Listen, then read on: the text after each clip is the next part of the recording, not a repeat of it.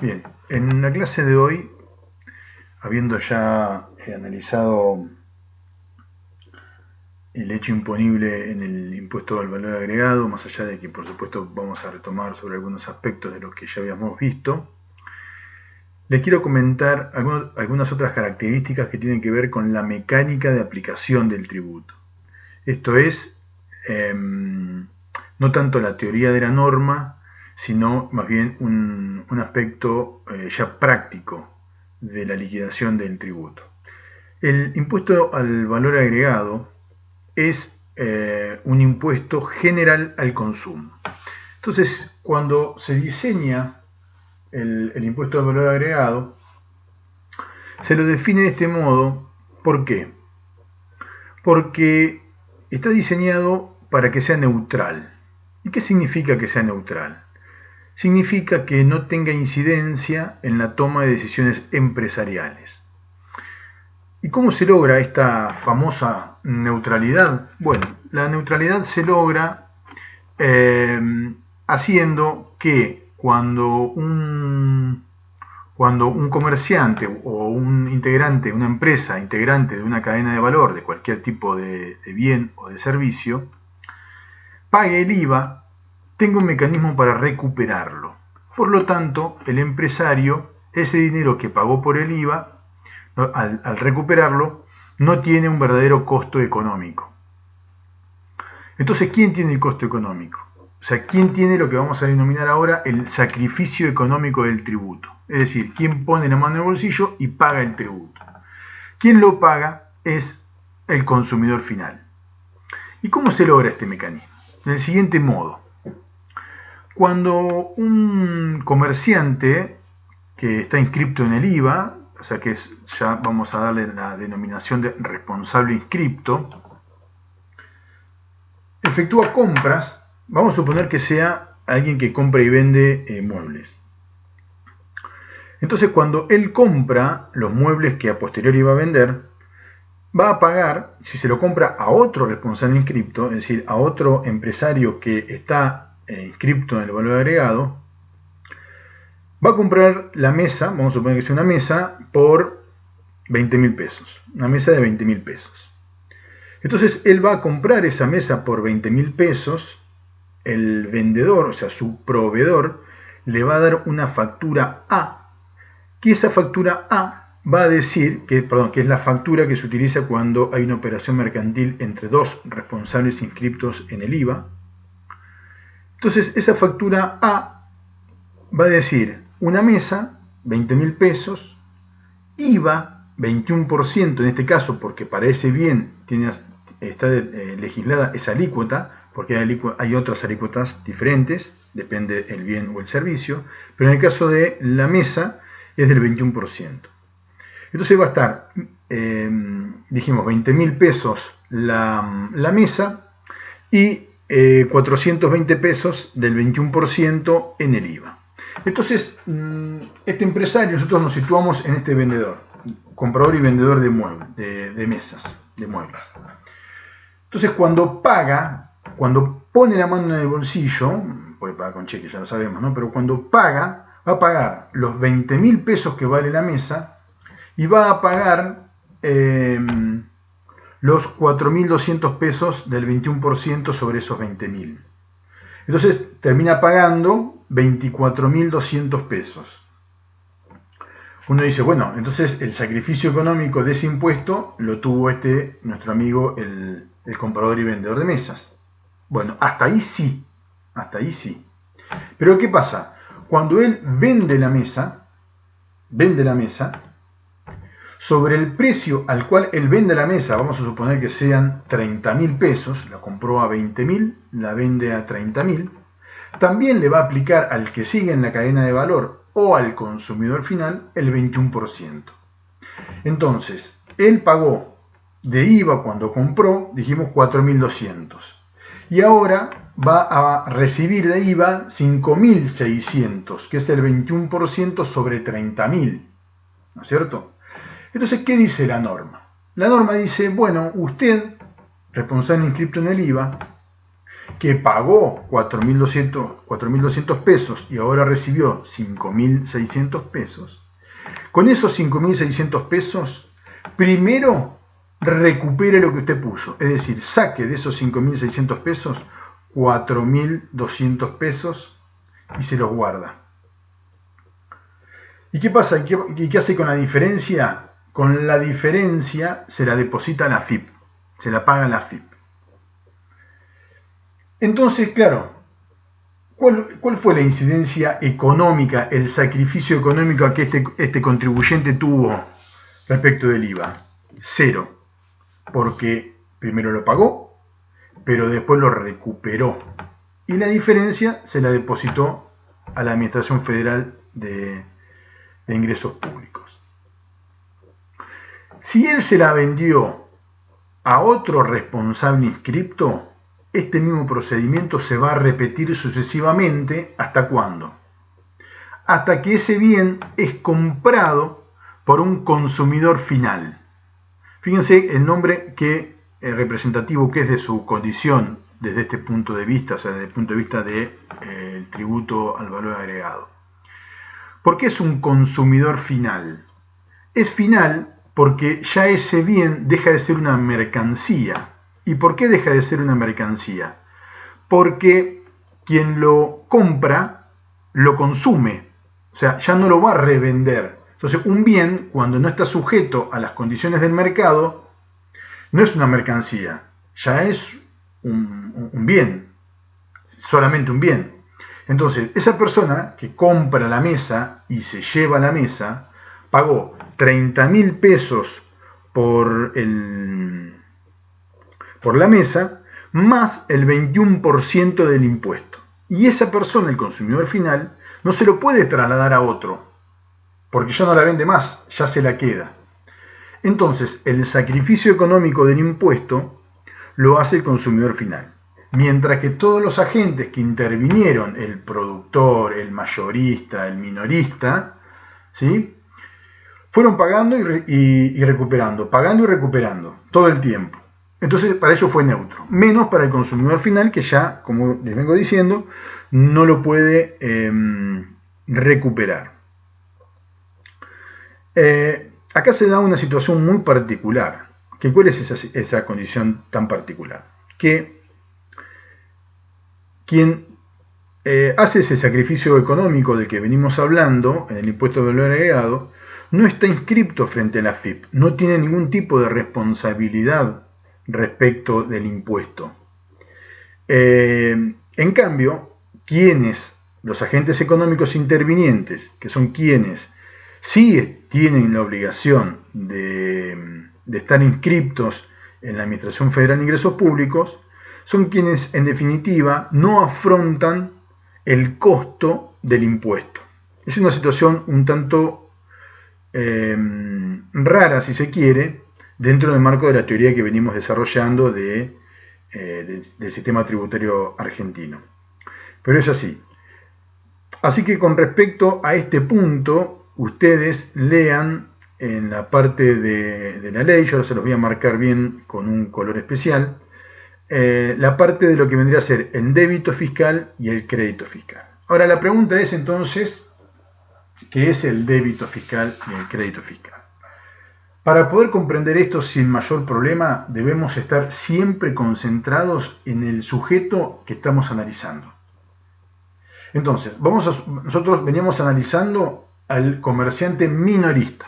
Quiere decir que esta cadena de valor tiene el productor, si quieren, el productor de la madera, el aserradero, el fabricante del mueble, el mayorista y el minorista.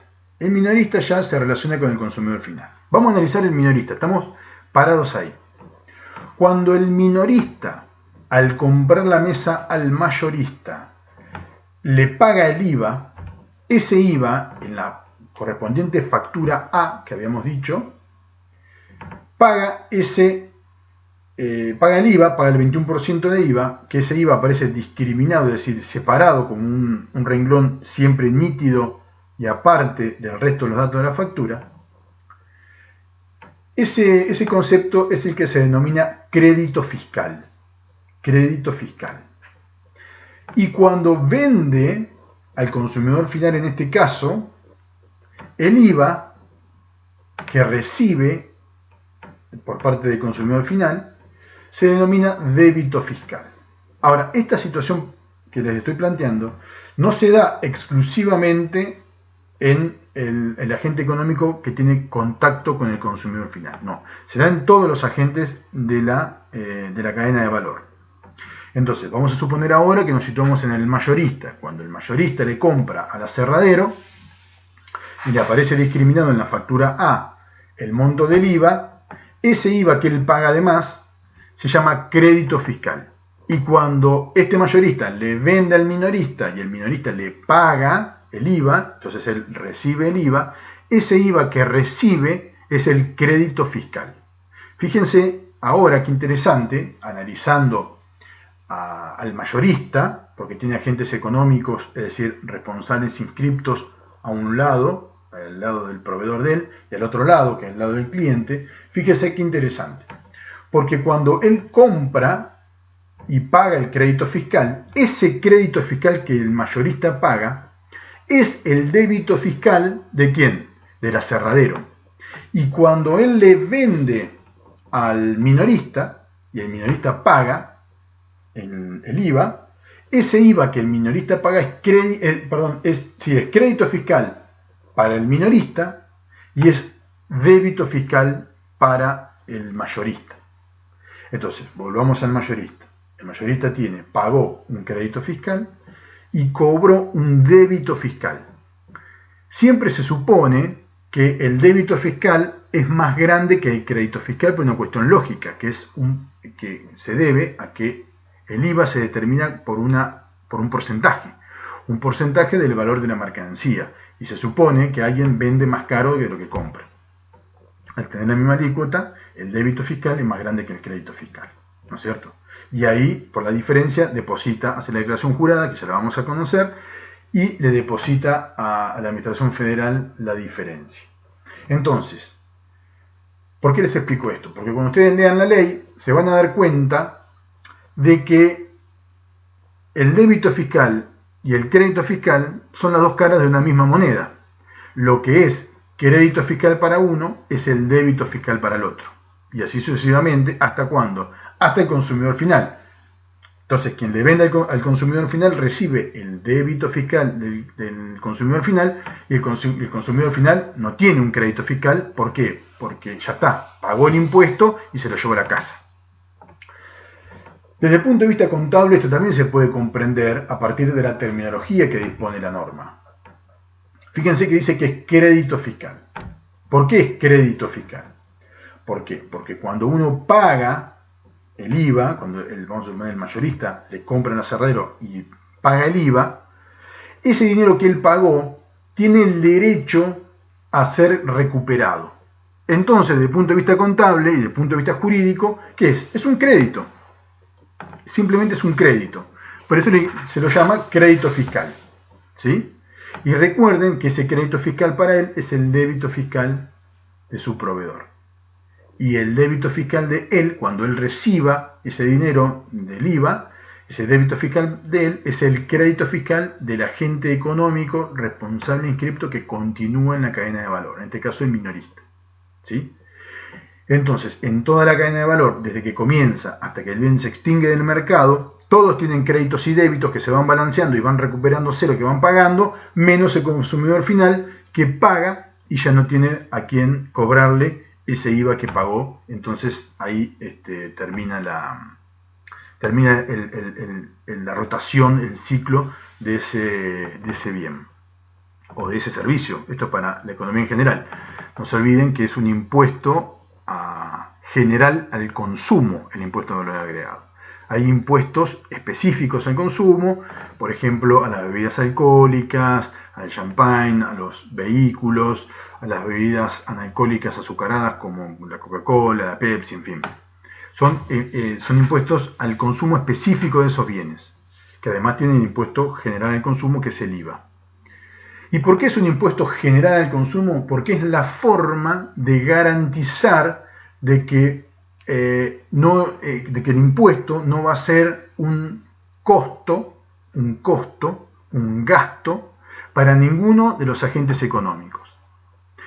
Vamos a ver más adelante que existen situaciones en las cuales el IVA puede llegar a ser un gasto o un costo, pero por ahora no. La forma de garantizar de que el IVA no se transforma en un gasto para ninguno de los agentes económicos es que sea para todos los bienes y servicios de la economía en general.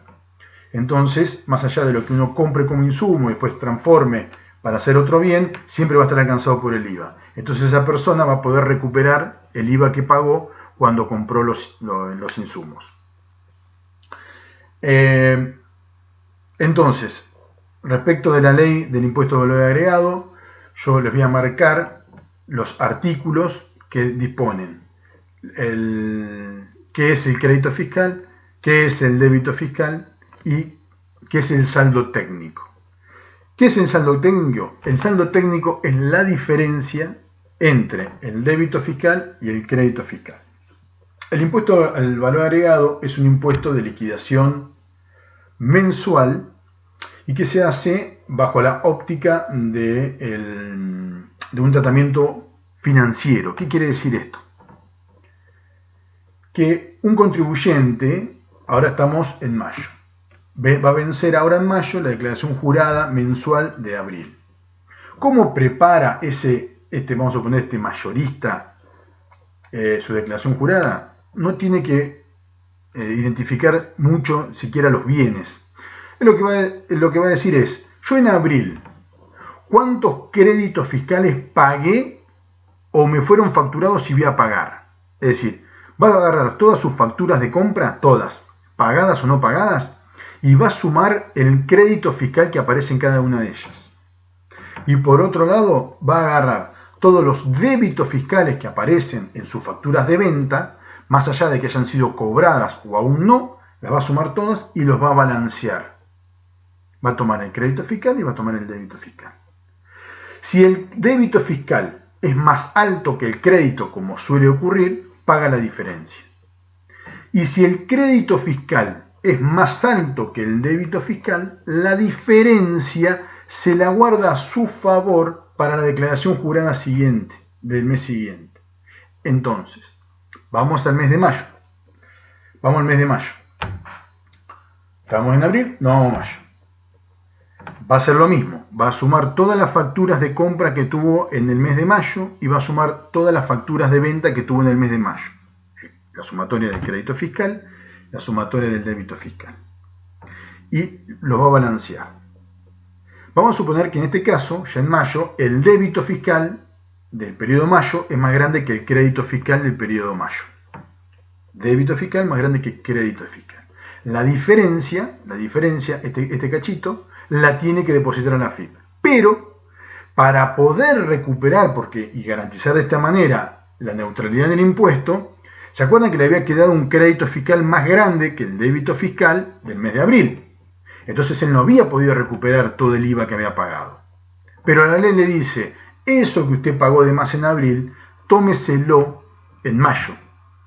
Entonces, vamos a suponer que ese monto excedente de crédito fiscal de abril iguala al excedente del débito fiscal de mayo. En ese caso, ¿cuánto le va a pagar a la AFIP? 0, porque va a utilizar el excedente del débito fiscal que su cliente le está dando en dinero para recuperar el crédito fiscal correspondiente al mes de mayo más el crédito fiscal excedente correspondiente al mes de abril. Bueno, espero haber sido claro. Yo les voy en la parte de textos de la plataforma, voy a identificar los artículos que hacen mención a este tema y a continuación vamos a ver los casos en los cuales el IVA no es crédito fiscal y se convierte en un gasto, en un gasto, esa es la palabra correcta desde el punto de vista contable. Recuerden simplemente cuando se configura un gasto en la contabilidad. Esto es refrescar la memoria nomás. Recuerden que hay un gasto cuando hay una caída en una operación, se cae la cuantía del patrimonio neto. Es decir, supongamos que uno, en el caso del IVA, uno paga el IVA, que baja el activo, ¿sí? Y como contraposición a esa caída del activo porque pagó el IVA, si recibe un crédito, no hay una caída del patrimonio neto, porque aumentó el activo en la misma cuantía que lo que bajó cuando lo pagué. Me aumenta por el crédito, me baja por el dinero con que lo pagué. Ahí no hay una caída del patrimonio neto, que ustedes saben que la diferencia entre el activo y el pasivo es el patrimonio neto. Ahora bien, si esta persona, mejor dicho, el mayorista, paga ese IVA a su proveedor, paga su crédito fiscal, lo paga, pero no tiene forma jurídica, no hay forma estructural para el impuesto, no por una cuestión de tiempos, sino jurídicamente esa persona no puede recuperar ese crédito fiscal, no puede, son por ejemplo los entes exentos, cuando una actividad está exenta, compran con IVA pero no pueden vender con IVA porque está exenta, entonces el crédito fiscal no lo pueden recuperar. Entonces cuando jurídicamente ese crédito fiscal no se puede recuperar, hay caída del patrimonio neto. Es una cuestión muy simple. Uno paga el IVA, es decir, cae el activo, pero no sube el activo por crédito, porque no es un crédito. Entonces si baja el activo, el pasivo se mantiene constante, el patrimonio neto cae. Y si cae el patrimonio neto, estamos hablando de un gasto. Esa es la aplicación contable que yo les refresco para comprender que cuando el IVA, por una cuestión jurídica o estructural, no puede ser recuperado por el agente económico que lo pagó en su calidad de crédito fiscal, ese sacrificio económico debe ser absorbido por el agente fiscal y no puede ser recuperado bajo ningún aspecto, por lo tanto, estamos frente a un gasto. Bueno, nos vemos la clase que viene.